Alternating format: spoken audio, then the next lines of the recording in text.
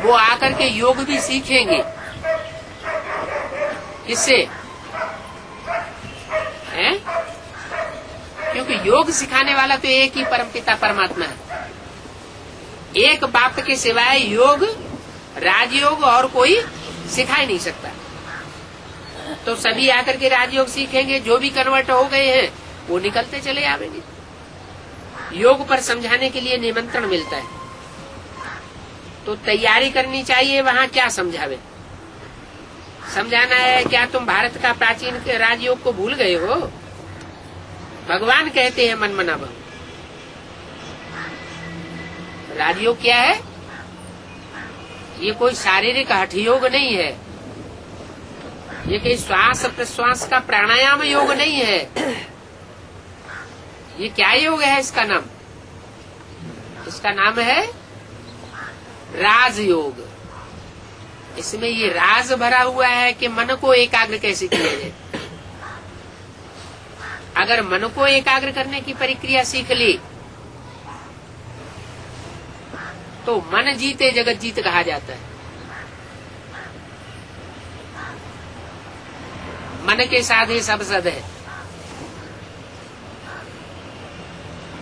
मन 11वीं इंद्री कही जाती है और अति सूक्ष्म है। जो जितना सूक्ष्म होता है उसमें उतनी ही ज्यादा ताकत होती है। तो इस मन को कंट्रोल कर लिया, माना सब कुछ कंट्रोल हो गया। हर आत्मा के अंदर ये मन की मनन चिंतन मंथन शक्ति होती है।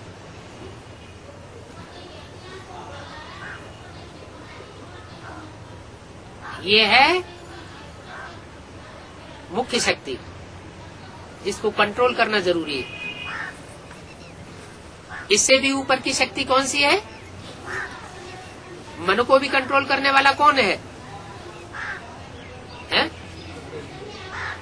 मनन चिंतन मंथन संकल्प विकल्प की जो शक्ति है उसको भी कंट्रोल कौन करता है?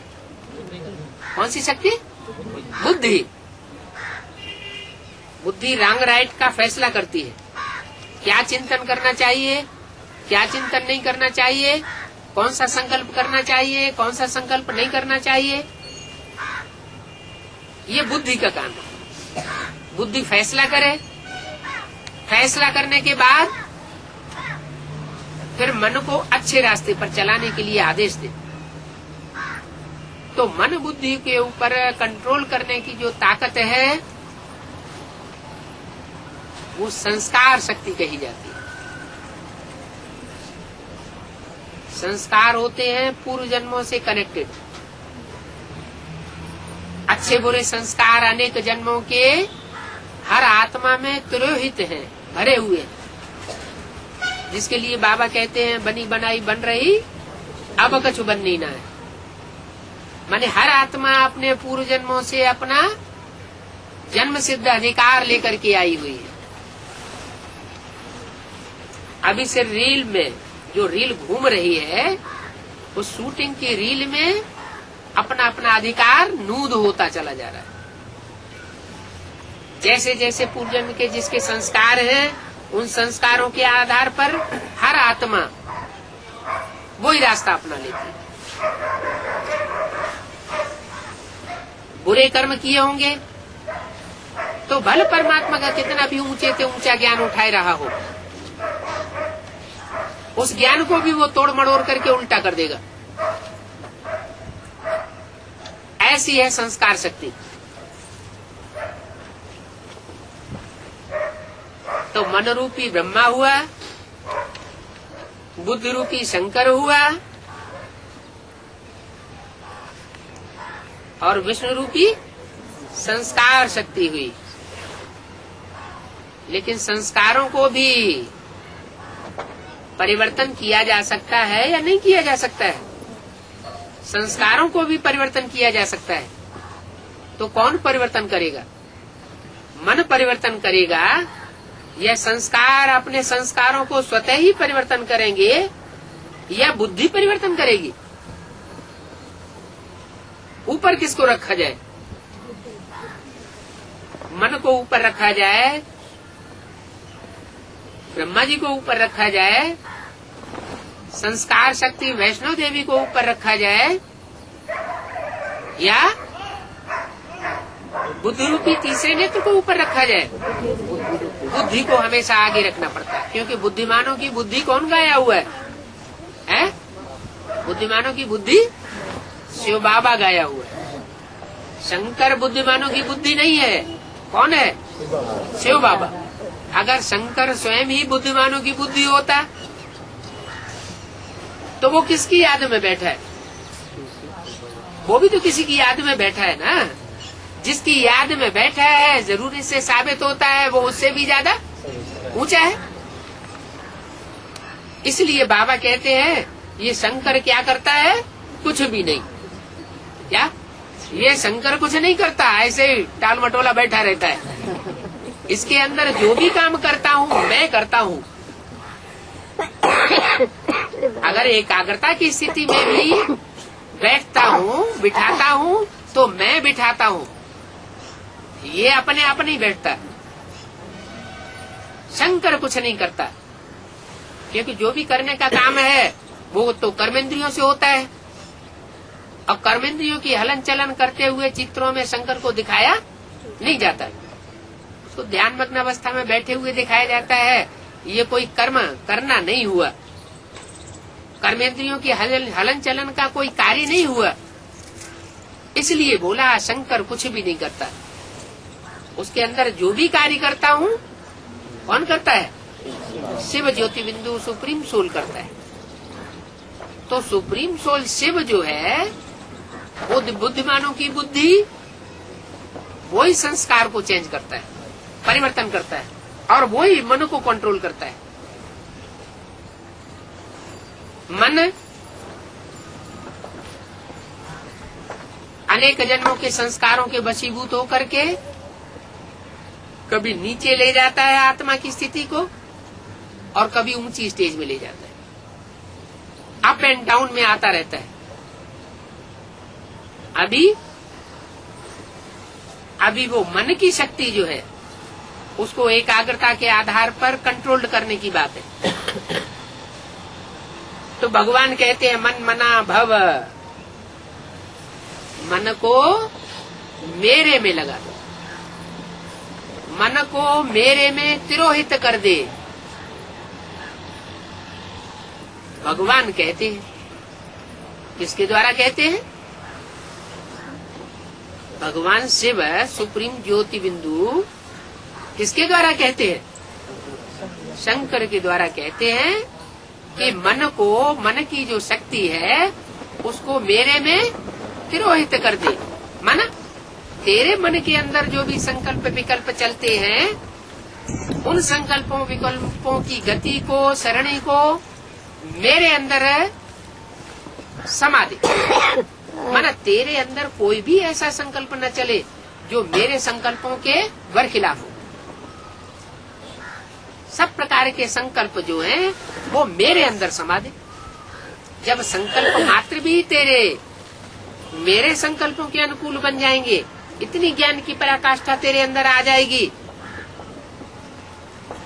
तो बीज सुधर जाएगा तो सारा वृक्ष सुधर जाएगा। संकल्प बीज है। ये मन से संकल्प रूपी बीज पैदा होता है। मन के संकल्पों को ज्ञान के आधार पर सात्विक बनाना है, और सात्विक को बनाते बनाते बनाते एक अंत में ऐसी स्टेज आती है जहाँ शून्य रह जाता है। वो है पराकाष्ठा, सात्विक स्टेज की, जहाँ से सत्युग की शुरुआत होती है। मन जब निसंकल्प हो जाएगा तो निराकारी हो जाएगा। निराकारी फिर निर्विकारी जरूर बनता है। निराकारी, निर्विकारी और निरहंकारी कहा जाता है। उसमें देवान का नाम निशान नहीं रहेगा। इसलिए बोला कि सत्युग की स्थापना के लिए मन मना भव, तू अपने मन के संकल्पों को मेरे मन के अंदर समा दे। तो जरूर वहां जाना पड़े। कहा? जब मन के संकल्पों को एक सुप्रीम सोल बाप के संकल्पों में हम तिरोहित कर देंगे तो कहाँ जाना पड़े? है निराकारी निर्विकारी दुनिया में जाना पड़े। निर्विकारी दुनिया निरहंकारी देवताओं की दुनिया होती है। हम आत्मा है, आत्मा को याद करना है एक परमात्मा को। अगर दूसरे को याद किया तो संकल्पों में विरोधाभास पैदा होगा, क्योंकि एक व्यक्ति के संकल्प कभी भी नहीं मिल सकते दूसरे व्यक्ति से। हम सब मिलकर के एक ही पुरुषार्थ करें कि हमें एक बाप के समान संकल्पों में रमण करने वाला बनना है, तब ही निस्तार हो सकता है। तो आत्मा को याद करना है एक परमात्मा को। निराकार परमात्मा ही कहते हैं। क्या कहा? कौन कहते हैं? है? निराकार परमात्मा माने बिंदी। बिंदी कह सकती है कुछ है? फिर क्यों कहा निराकार परमात्मा कहते हैं? है? निराकार परमात्मा का मतलब निराकारी स्टेज वाला है। वो निराकार परमात्मा जरूर कोई साकार तन में प्रवेश करता है और प्रवेश करके निराकारी निरहंकारी निर्विकारी वाचा बोलता है। उस स्टेज में स्थिर होकर के बोलता है, कहता है। निराकार बच्चों को कहते हैं कि मुझे याद करो तो मेरे पास आ जाएंगे। अरे वो निराकार परमात्मा हम बच्चों के पास आया हुआ है कि हम बच्चे उसके पास पहुंच जाएंगे? क्यों?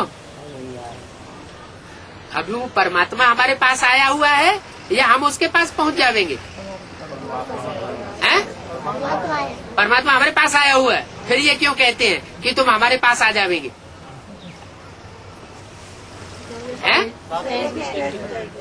जब वो कह देंगे तो काम ही सारा हो जाएगा। नहीं, मैं जो आया हुआ हूँ मैं लास्ट मूर्ति में एकदम नहीं प्रत्यक्ष हो जाता हूँ संसार के सामने। मेरी सुप्रीम सोल बाप की 3 शक्तियां हैं ना, जैसे हम आत्माओं की 3 शक्तियां हैं, मन बुद्धि संस्कार। ऐसे उसकी भी तो 3 शक्तियां हैं। कौन कौन सी 3 शक्तियां?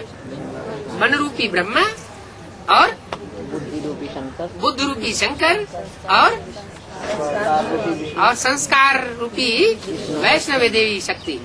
वैष्णवी शक्ति, वैष्णवी शक्ति माना माताएं। क्या? जो विष्णु का रूप है वो माता का रूप है। शास्त्रों में भी शंकर को जगत पिता के रूप में मानते हैं। और विष्णु जब जब शंकर के ऊपर भीड़ पड़ी तो विष्णु ने क्या किया? कोई न कोई स्त्री चोला धारण करके और उनकी सुरक्षा कर दी। तो बाप कहते हैं मुझे तीनों ही मूर्तियां चाहिए जरूर, लेकिन ब्रह्मा की मूर्ति के द्वारा मैं संसार में प्रत्यक्ष नहीं होता। विष्णु की मूर्ति इस पाप की दुनिया में प्रत्यक्ष होने का सवाल ही नहीं। तो अंतिम जो मूर्ति है वो है शंकर की मूर्ति। शंकर की मूर्ति के द्वारा मैं संसार में जब प्रत्यक्ष होता हूँ तो लास्ट स्वरूप है छुपा रुस्तम बाद में खुले। तो बोला मुझे याद करो तो मेरे पास आ जाएंगे, नहीं तो ब्रह्मा के पास तक और विष्णु के पास तक रहेंगे। मुझे याद करोगे तो मेरे पास आ जाओगे। मेरे पास आ जाने का मतलब क्या हुआ? जो मेरे अंदर संकल्प विकल्प की श्रेणी है वही तुम्हारे अंदर आ जाती। पास आ जाने का मतलब ये नहीं हुआ कि कंधे पे आकर बैठ जाना, वो कोई पास आ जाना हुआ। पास आने का मतलब है संस्कार जो मन बुद्धि में जो संस्कार समाये हुए हैं वो मेरे समान संस्कार हो जाएंगे।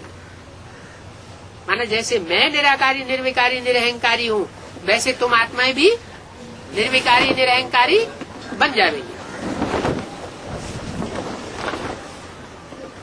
तुम आत्माएं इन कानों से सुनती हो,